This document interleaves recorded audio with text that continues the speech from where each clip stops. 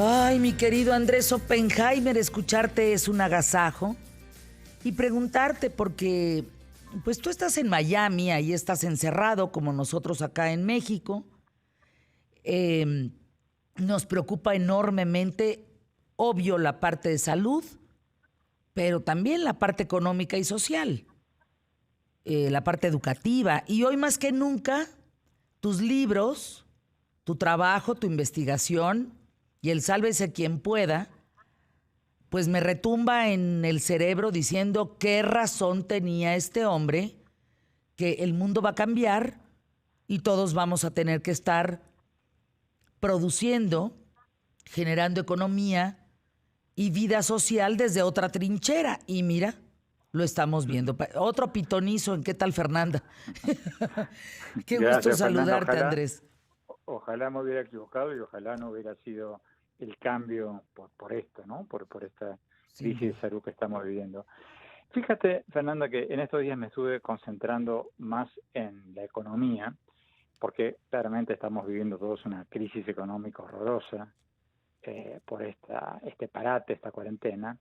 Y bueno, las estadísticas que todos conocemos son para llorar. Pero la buena noticia, si es que hay una buena noticia en todo esto, es que por lo que he hablado con eh, altos funcionarios de instituciones financieras internacionales, de agencias calificadoras de riesgo, etcétera, etcétera, en los últimos días, la buena noticia, Fernanda Silay, es que esta crisis va a ser probablemente más corta que la de la Gran Depresión de 1929 y que la recesión del 2008.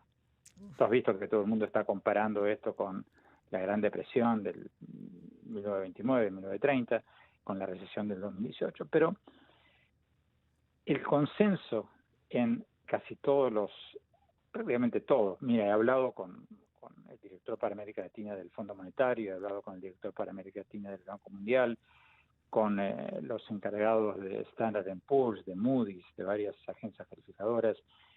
Tuve a varios de ellos ayer anoche en mi programa de CNN, y todos ellos, a ver, estoy pensando mientras hablo, pero sí, sin ninguna excepción, todos están de acuerdo en que, salvo imprevistos, esta crisis va a ser más corta que las anteriores crisis mundiales. La Gran Depresión de 1929, Fernanda, duró 10 años. La recesión del 2008 duró 2 años. Esta, a menos que haya una complicación mayúscula, va a durar 5 meses, 6 meses. Entonces, por ejemplo, Alejandro Werner, director para las Américas del Fondo Monetario Internacional, ex subsecretario de Hacienda de México, me decía que las economías de América Latina van a caer un 5.2% este año, la de México va a caer un 6.6%. Bueno, son caídas brutales, Hombre. ¿no? Más que el doble del promedio mundial, que va a ser una caída económica del 3%. ¿Por qué? Porque hay una tormenta perfecta, ¿no? México, como tú sabes, está siendo perjudicado por un desplome de los precios del petróleo. Hace minutos recién estaba leyendo que los precios del petróleo hoy, esta mañana, han caído a algunos tipos de petróleo a $10 por barril, nada. Al mismo tiempo vemos un desplome del turismo, de las remesas familiares, etcétera, etcétera. Pero, por el otro lado, están pronosticando todas estas instituciones un crecimiento económico el año que viene. Según el Fondo Monetario, las economías de América Latina van a crecer un 3.4% el año próximo, un 2.7% el 2022, y más o menos por ahí en los próximos 3-4 años.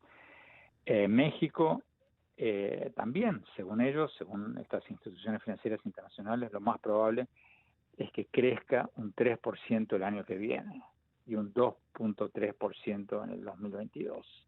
O sea, Fernanda, la crisis es brutal, va a ser brutal en los próximos meses, pero no estamos en un escenario apocalíptico sin luz al final del túnel. Exacto. Repito, porque ellos dicen que esto es como un paciente en un coma inducido.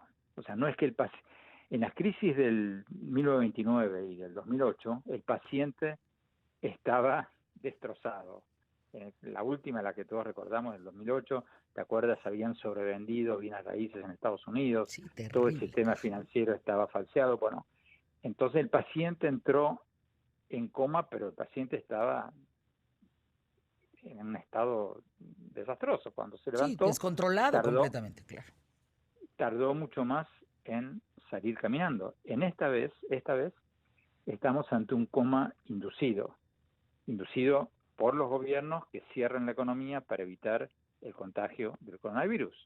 Entonces la economía entró como un paciente más o menos en buenas condiciones, más o menos, repito, depende del país, pero más o menos estructuralmente en buenas condiciones, y el paciente le provocaron un coma, en este caso metafóricamente para evitar los contagios, Ujú.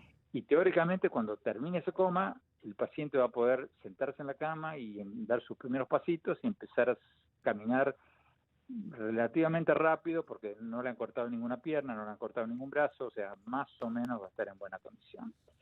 Entonces, Fernanda, hay una luz al final del túnel y la segunda cosa que me llamó la atención en estas conversaciones que he tenido es que algunos ven una posibilidad de oro que México sobre todo podría aprovechar en un nuevo escenario del comercio mundial en la era post-coronavirus.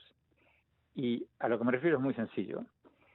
Las compañías de Estados Unidos, que dependen enormemente de los suministros de China, se llevaron un sacudón en enero y febrero cuando cerraron las fábricas chinas y no pudieron importar las piezas, los componentes que usan para fabricar sus productos. Entonces ahora se viene una diversificación mayúscula de las importaciones de insumos, de partes, de piezas eh, que las compañías de las cadenas de valor de Estados Unidos en China. Y van a buscar otros países para no seguir poniendo todos los huevos en la misma canasta, seguir siendo tan dependientes en China, para que no les pase nuevamente lo que les pasó en febrero y marzo. Ahora, el tema, Fernanda, es que México teóricamente podría beneficiarse enormemente de esto, porque México tiene una ventaja geográfica, está al lado de Estados Unidos, tiene una ventaja de horarios, o sea, tiene una ventaja cultural, del mismo alfabeto, etcétera, etcétera.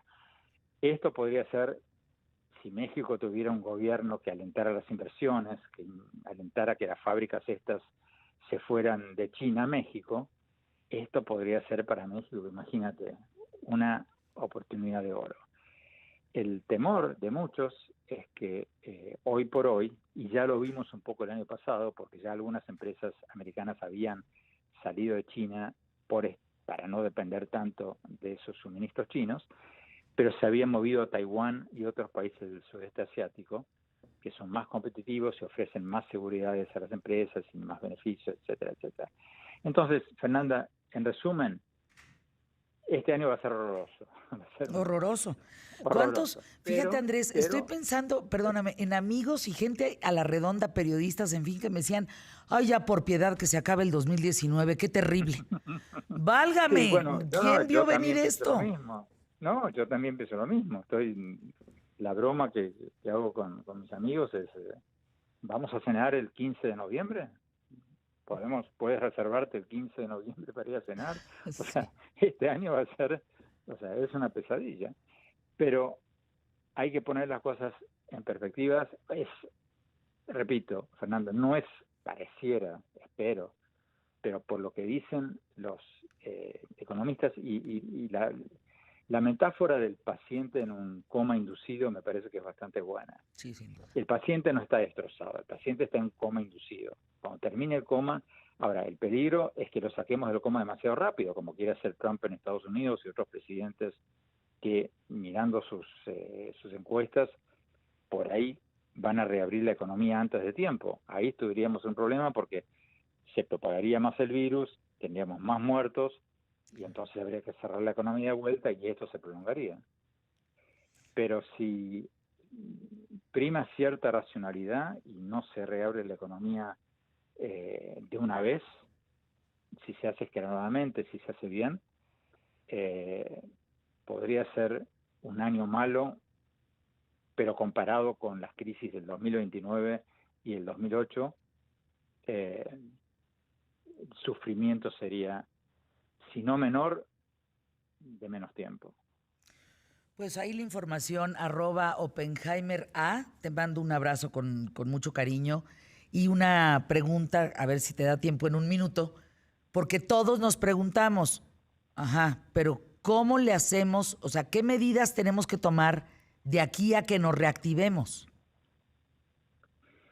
Fernanda, bueno, obviamente todos los países ahora, en este momento, tienen que ocuparse de los más vulnerables, los informales, los que no tienen una empresa que les pueda pagar aunque sea el 50% del sueldo, los que no tienen un seguro médico, los que no tienen... Yo creo que en este momento la prioridad son los que no están cubiertos por el Estado o por las o por las empresas, pero hacerlo y al mismo tiempo ofrecer me encantaría hablar de esto 8 minutos en el próximo lunes, Fernanda, pero al mismo tiempo ofrecer incentivos a las empresas para que vengan las inversiones para aprovechar de esta oportunidad de oro que te hablaba recién, porque a la larga y a mediano plazo, Fernanda, sin inversión no hay crecimiento y sin crecimiento no hay reducción de la pobreza. Tú puedes hablar del neoliberalismo, tú puedes hablar de lo que quieras, tú puedes cantar, o sea, todo lo que quieras, pero la neta Claro. es muy simple, no hay que inventar nada nuevo. Sin inversión no hay crecimiento, sin crecimiento no hay reducción de pobreza. Gracias, Andrés, te mando un fuerte abrazo. Así estaremos guardados y reactivándonos poco a poco. Tiempo de leer a Andrés Oppenheimer, ¿eh? Cuando lo lean, van a decir, ¡ay, otro que parece pitonizo en ¿Qué tal, Fernanda?